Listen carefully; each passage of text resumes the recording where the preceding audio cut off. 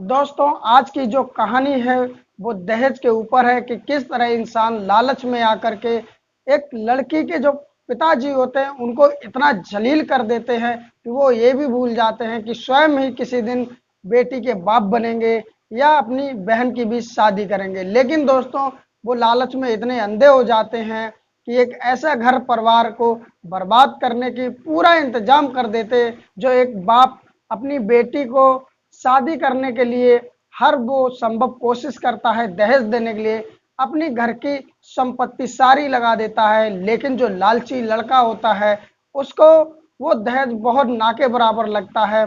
और जब वो बारात लेके आता है दरवाजे पर, तो दहेज उसके मन मुताबिक नहीं होता है, तो वो बारात वापस ले जाता है और वही लड़की आगे चल करके सिविल जज बन जाती है, जिसमें वो लड़का बहुत पछताते हैं। फिर लड़की कुछ वो ऐसा करती है उन लोगों के साथ कि हर कोई दंग रह जाता देख के। नमस्कार दोस्तों, मेरा नाम है अजय श्रीवास्तव।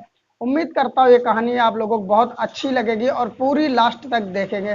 दोस्तों, एक लाइक कर दो और चैनल कर लो सब्सक्राइब, जिससे मेरा हौसला बढ़ता रहे। दोस्तों, ये कहानी है पटना की प्रिया की। पटना में रहकर ही प्रिया एलएलबी की पढ़ाई करती है। उसके पिताजी जब देखते हैं कि मेरी बेटी जवान हो गई, शादी लायक हो गई है, तो उसकी शादी की चिंता उनको सताने लगती है। दरअसल वो किसान फैमिली से होती है, जो कि उसके पिताजी होते हैं। एक छोटी सी ज़मीन होती है, उसी पर वो खेती करते हैं और उसी से अपने घर की गृहस्थी का खर्चा चलाते हैं। जो प्रिया की शादी के लिए जो लड़के की बात करते हैं अपने रिश्तेदारों में, तो एक रिश्तेदार कुछ समय बाद उनको एक लड़का बता देता है। जब उसको वो देखने जाते हैं तो लड़का सरकारी टीचर होता है, अच्छा कमा रहा होता है क्योंकि उसकी सरकारी जॉब होती है। नाम उसका गोलू होता है। लड़का पसंद कर लिया जाता है और जो प्रिया के घर वाले होते हैं सभी लड़के को देखते हैं, पसंद कर लेते हैं। तो गोलू के घर वालों से प्रिया के पिताजी कहते हैं आप भी आ जाइए और लड़की को देख लीजिए, अगर पसंद आएगी तो आगे बात बढ़ाई जाएगी। गोलू और गोलू के घर वाले जाते हैं। प्रिया देखने में बहुत ज़्यादा सुंदर होती है, अच्छी होती है, आदत से भी बहुत ज़्यादा अच्छी होती है। जो गोलू के घर वाले होते हैं देखते ही प्रिया को पसंद कर लेते हैं और गोलू को भी प्रिया पसंद आ जाती। दरअसल उसके बाद में जो गोलू होता है और उसके घर वाले होते हैं प्रिया के पिताजी से कहते हैं कि किस तरह की शादी करोगी, क्या तुम दहेज में दोगे, मुझे स्पष्ट तौर पे बता दो। प्रिया के जो पिताजी होते हैं वो कहते हैं कि जो लड़की की किस्मत में होगा मैं उतना तो करूँगा करूँगा। फिर भी गोलू होता है वो कहता मुझे स्पष्ट तौर पे बता दो। तो प्रिया के पिताजी कहते हैं कि मैं घर का जो सारा सामान होता है वो दहेज में आप लोगों को दूंगा।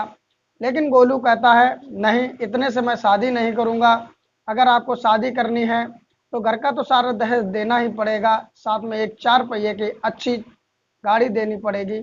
जो प्रिया के पिताजी होते हैं वो कहते हैं कि गाड़ी तो मैं नहीं दे पाऊंगा, लेकिन घर का सारा सामान दे दूंगा। उसके बाद गोलू अपने घर वालों से सलाह मशवरा करता और कहता ठीक है, लड़की मुझे पसंद है, बाकी बातें घर जाके करेंगे। उसके बाद गोलू और गोलू का परिवार अपने घर पे चला जाता है और कुछ समय बाद ही उधर से फ़ोन आता है प्रिया के पिताजी के पास। कहा जाता है अगर तुमको शादी करनी है तो एक 4 पहिए की गाड़ी देनी पड़ेगी और घर का सारा सामान देना पड़ेगा। जो प्रिया के पिताजी होते हैं वो सोचते हैं कि सरकारी लड़का नौकरी कर रहा है और इतना कुछ तो देना बनता ही है, लेकिन उनके पास इतना कुछ होता नहीं है क्योंकि गरीब परिवार से होते हैं। जो थोड़ा बहुत पैसा होता है प्रिया की पढ़ाई में भी लग जाता है। फिर भी उनके पास एक छोटी ज़मीन होती है जिसमें वो खेती बाड़ी करते हैं, अपना घर का खर्च चलाते हैं। प्रिया के पिता जो होते हैं उस ज़मीन को गिरवी रख देते हैं और पैसा लाते हैं। उससे वो एक 4 पहिए की गाड़ी 10 लाख में खरीदते हैं, i20 नाम की। और सारा घर का जो दहेज का सामान होता है वो खरीद लेते हैं। जब प्रिया को पता चलता है इतनी बात, तो प्रिया अपने पिताजी से कहती है कि तुमने खेत को गिरवी क्यों रख दिया, एक वही तो हमारे घर चलाने का जरिया था और तुमने वो भी रख दिया। पिताजी, ऐसी शादी करने से क्या फ़ायदा है जो लड़का मेरी इज्जत ही कल को ना करे। मैं तुम्हें मना कर रही हूँ ये शादी रहन दो, मत करो, लेकिन आप मान नहीं रहे हो। दरअसल प्रिया समझाती है कि लड़का जो है लालची टाइप का है। लेकिन जब प्रिया के पिताजी नहीं मानते, हर बाप ये सोचता है कि मेरी लड़की अच्छे घर में पहुंचे, पैसे वाले घर में पहुंचे, जिससे मेरी लड़की खुश रहे। दोस्तों, 2 दिन बाद फिर फ़ोन आता है और लड़का डिमांड करता है कि मुझे गाड़ी जो है वो कम से कम 30-35 लाख की चाहिए। लेकिन प्रिया के पिताजी कहते हैं इतनी मेरी गाड़ी देने का औकात नहीं, जो मुझसे बनेगा वो मैं करूँगा। वो नहीं बताते हैं कि मैंने i20 गाड़ी ले ली, वो ये कहते हैं कि मैं तुम्हें 4 पहिए गाड़ी ज़रूर दूंगा, लेकिन जो बनेगा वो मैं करूँगा। जब लड़का नहीं मानता है तो बीच में जो बिचौलिया होता है, उनके रिश्तेदार, वो समझाते हैं तो लड़का मान जाता है। लेकिन दोस्तों, इधर प्रिया बराबर अपने पिताजी को कहती रहती है कि ये लालची लोग हैं और धीरे धीरे शादी का समय नज़दीक आने लगता है। दोस्तों, एक दिन वो आ जाता है जिस दिन बारात आने को होती है, सारी तैयारियां चल रही होती हैं। प्रिया के पिताजी सारी तैयारी जोरों शोरों से कर रखी होती हैं और इधर बारात दरवाजे पे आ जाती है। बारातियों का स्वागत होता है, खाना नाश्ता चालू हो जाता है और इधर जब लड़का जयमाले पे पहुंचता है तो वो जयमाला डालने से पहले ये कहता है कि जयमाले के लिए लड़की बाद में बुलाना, पहले मुझे जो मेरा दहेज का सामान है वो दिखा दो। जो प्रिया के पिताजी होते हैं गोलू को ले जाते हैं, सारा सामान दिखाते, उसके परिवार वालों को सारा सामान दिखाते, बाराती देखते, हर कोई खुश हो जाता है। लेकिन दोस्तों, जो गोलू होता है वो जब देखता है कि गाड़ी i20 है तो बहुत ज़्यादा गुस्सा होता, नाराज़ होता है और अपने ससुर यानी प्रिया के पिताजी से कहता है कि मैंने तुम्हें बोला था मुझे कम से कम 30-35 लाख की गाड़ी चाहिए, इतनी सस्ती तुमने गाड़ी ली, इसे कौन चलाएगा? मैं शादी जब ही करूँगा जब मुझे तुम अच्छी 30-35 लाख की गाड़ी दोगे, अन्यथा मैं जयमाल नहीं डालूंगा। जो प्रिया के पिताजी होते हैं वो बहुत ज़्यादा समझाते हैं गोलू को, कहते हैं कि मैं तुम्हें ये गाड़ी अभी दे रहा हूँ और आगे कुछ होगा तो और तुम्हारे लिए कर दूंगा। जो गोलू होता है वो समझने का राजी नहीं होता है। प्रिया के पिताजी गोलू के घर वाले से बोलते हैं कि देखिए, जितना हो सका मैंने उतना किया, मेरे में क्या कमी रहेगी? क्या मैंने तुम्हारे साथ ऐसी कमी की जिससे गोलू शादी के लिए मना कर रहा? दरअसल गोलू ये कहता है जब तक तुम मुझे महंगी गाड़ी नहीं दोगे मैं ये शादी नहीं करूँगा। उसके बाद प्रिया के पिताजी जब गोलू के घर वालों से बात करते हैं, उसके मम्मी पापा से बात करते हैं, तो उसके मम्मी पापा भी गोलू को समझाते कि बेटा सारा कुछ तो सामान है, गाड़ी भी अच्छी है, जैसी 30-35 लाख की वैसी ये 10 लाख की, और आगे कह तो रहे जो बनेगा वो करेंगे। बहुत अच्छी तरीके से समझाते हैं गोलू के घर वाले, लेकिन गोलू को एक भी समझ में नहीं आती और इधर वो एक ही जिद लगाए रखता है कि जब तक 30-35 लाख की गाड़ी मुझे नहीं मिलेगी तब तक मैं ये शादी नहीं करूँगा।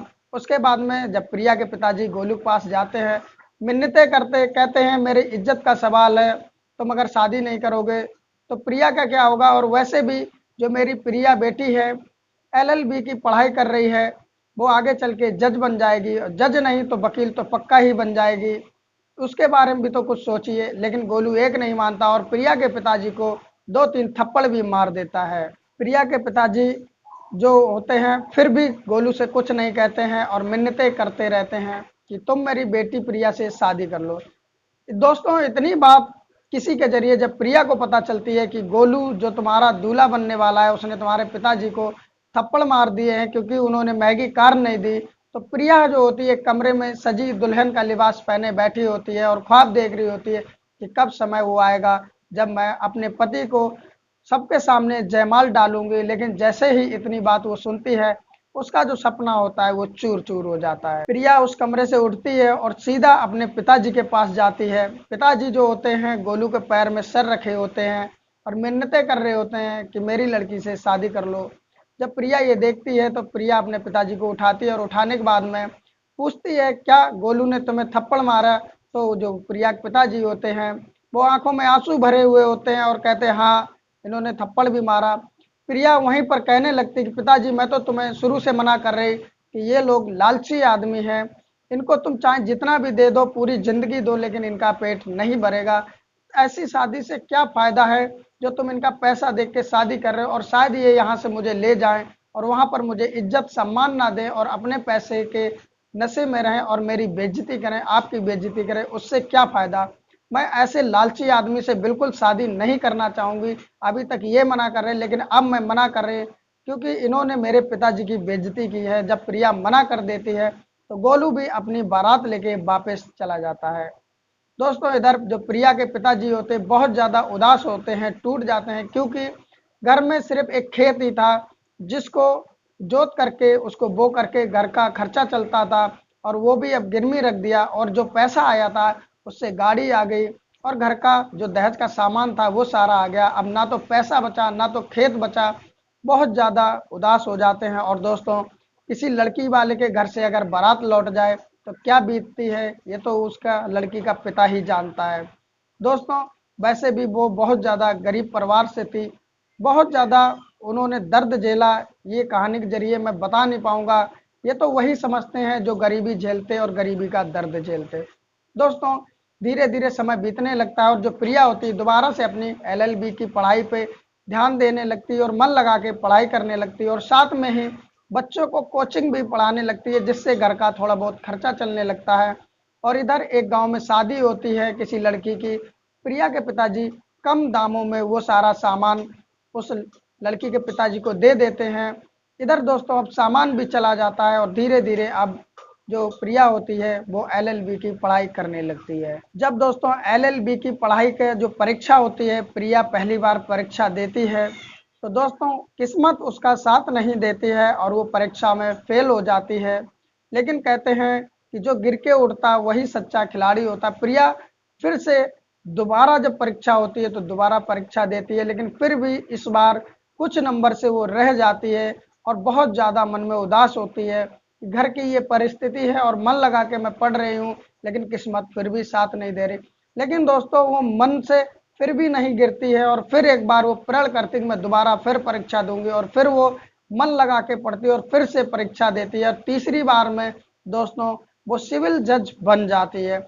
जब वो सिविल जज बन जाती है और अपने माता पिता के सामने आती है, तो खुशी तो थी साथ में उसके बहुत ज़्यादा आंसू निकल आते, क्योंकि वो अपनी बीती यादें जब ताज़ा करती यानी कि सोचती है, तो उसके आंसू आ जाते कि किस तरह मेरे पिताजी ने मेहनत मजदूरी करके मुझे पढ़ाया लिखाया, और आज इस पोजीशन पे मुझे लाके खड़ा कर दिया, इसके पीछे मेरे पिता का हाथ है। और वो मन में एक बात सोचती है, प्रण करती है कि मैं किसी गरीब के साथ अन्याय नहीं होने दूंगी।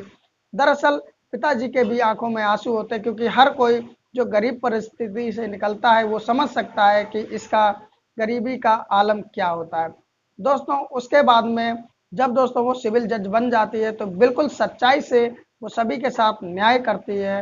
दोस्तों वो ट्रांसफ़र होते होते एक समय बिहार के गया जिला में सिविल जज के रूप में पहुंच जाती है, और वहां पर एक दिन एक केस आता है। जो एक महिला आती है, लगभग उसकी उम्र 50 साल के आसपास होती है, और वो प्रिया से कहती है कि जज साहब, मेरी ही ज़मीन है, लेकिन मेरे पड़ोसी हैं जो वो दबंग लोग हैं, बहुत पैसे वाले हैं, उन्होंने मेरी ज़मीन कब्जा ली है और उस पर वही खेती वगैरह करते हैं, और जब मैं रोकने की कोशिश करती हूँ तो मुझे मारते हैं पीटते हैं। दरअसल मेरे घर में कोई भी ऐसा है नहीं जो उन्हें रोक पाए, हम बहुत गरीब घर से हैं।